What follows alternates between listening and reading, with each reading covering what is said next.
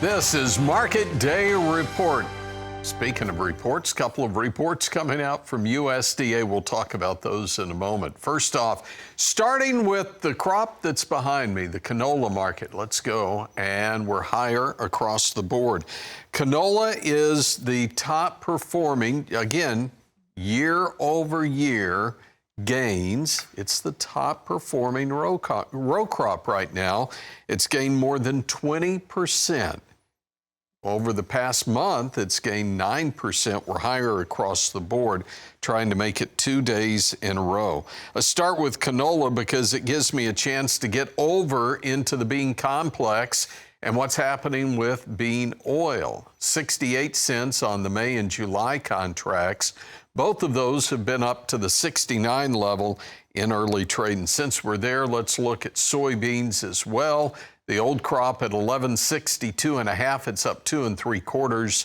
And November up 2 3/4, 1146 3/4. In front of that prospective plantings report. Could it affect the corn market? Well, it could. Old crop probably will not affect the old crop at all. 452.5, make it 452 1/4 now, down 3.5. New crop at 479.5. down 4.5. But what could affect the corn market, I think, is quarterly grain stocks report. Keep an eye on that. Wheat market. Prospective plantings won't really touch this because most of the wheat's already in the ground. July at 624 1/4, 5.5 higher. And finally, here's hard red trading 9 higher, 649 3/4. I'll throw one more in there just because it's been on a rally as of late. 75.42 on the December cotton contract. It's up 81. Chris Swift is with Swift Trading and in studio with us. Chris, a couple of big reports. Yeah, looking forward to it. So going to see how we divvy out this year's crop. Still looking at, close to 180 million acres out there that we're going to be planting with really high diesel fuel now. I think 545 is what they said the average was on it. But when you showed that bean oil crop and the canola, that's truly what we're looking at as an energy component. And we also have the renewable fuels mandates are going to be posted either sometime this week. I think we had some more last week. It's going to give us some kind of boost and knowledge as to how we're going to proceed forward in our renewable fuels. With the bean oil making new contract highs yesterday, it's all about the bean meal now. And the meal has been kept up just a little bit, but pork from the last quarterly hogs and pigs report, going to have just a little bit more pork probably. Poultry, eggs continuing to increase. So our soybean meal should be something that we're looking at. It just barely dipped below 300 a couple of weeks ago, and now it's hanging just above 300 right now. So you mentioned the canola and the bean oil, and I've kind of kept an eye on palm oil as well. That's all working in that same space, is it not? Those edible oils, and that's what they're using for the renewable biodiesel fuels. Right. Okay. We'll take a quick break here. When we come back in a moment, we'll continue the conversation with livestock. This is Market Day Report.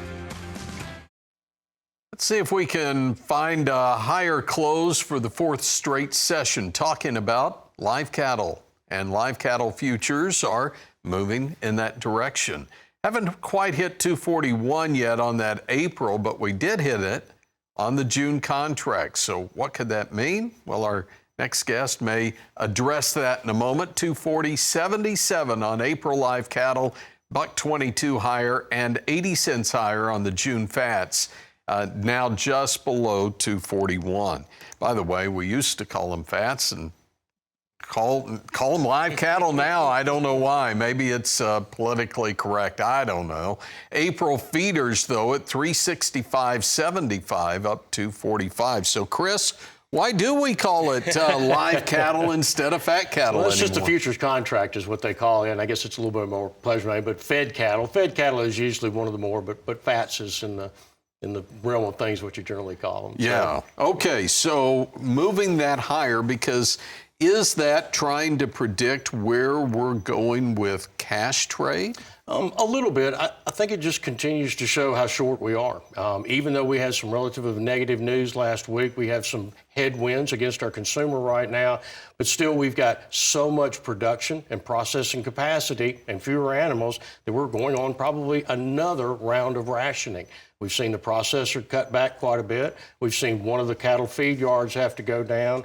We've not seen anything from the cow-calf industry or any of the backgrounders as far as losing any further of their production capacity. So I think that's what it is. Whether that means higher prices or lower prices, I'm still not real sure. But a worry I have is what the president is talking about. And right now, we are in a position where prices are rising sharply against oil, and he has stated that when this is over with, prices are going to come down. They're going to come down sharply. Everything will. So I have to worry, does that mean cattle and hogs come down with it? Do grains come down with it? We did all last week such a great cheering for the farmer and gave them some great accolades to look forward to, but yet then again, he says specifically when this is over with, prices are coming down and they're coming down hard. And we know that when crude oil prices go down, that has a tendency to put things more in a depression than it does a recession because of how large the oil and energy industry is. But how much of this is sticky inflation, or how much of it is we've raised the price, we're not coming back? I know you had a transmission put in recently. Right. That's not going to come down. No, and it's not. And what we're seeing right now is commodity inflation, pure 100% commodity inflation. It's not wage, it's not employment, it's surely commodity. So that impacts us literally almost overnight. So it's not long term. We didn't have a long term to adjust for these things. Literally, it was overnight. And now we're very close to having to reload our input costs, whether it's quarterly or monthly. We've now been at this higher price long enough. The next time I go out and buy inputs, it's all going to be impacted in some manner by this fuel increase. And finally, we only have a 30-second shot clock here, but how about the dollar? Let's look at the U.S. dollar right now, which is trading a little lower, but again, we hit 100. What's that mean? Well, right now we really want that because the more we get people to come in here, our cheaper dollar, we get more of our products sold, and that does help. It is a little bit inflationary there because people are able to come in from other countries and use our dollar in there to be able to buy that. I'm not real sure that it really means much of anything because we haven't seen it break out of this range yet. Until it really does break above 100 and stay that way, it's going to be a little bit tough. And just looking here, the Indian rupee fell to record lows. It's down 10% year over year. Japanese yen, 20-month lows. South Korean won hit 17-year lows. So, yeah, even if our dollar comes back, everybody else's currency is moving lower. Yeah. So, good points. Chris, great to see you. Always a pleasure. Chris Swift with Swift Trading. Great conversation. Thank you, Chris. And Tony, of course.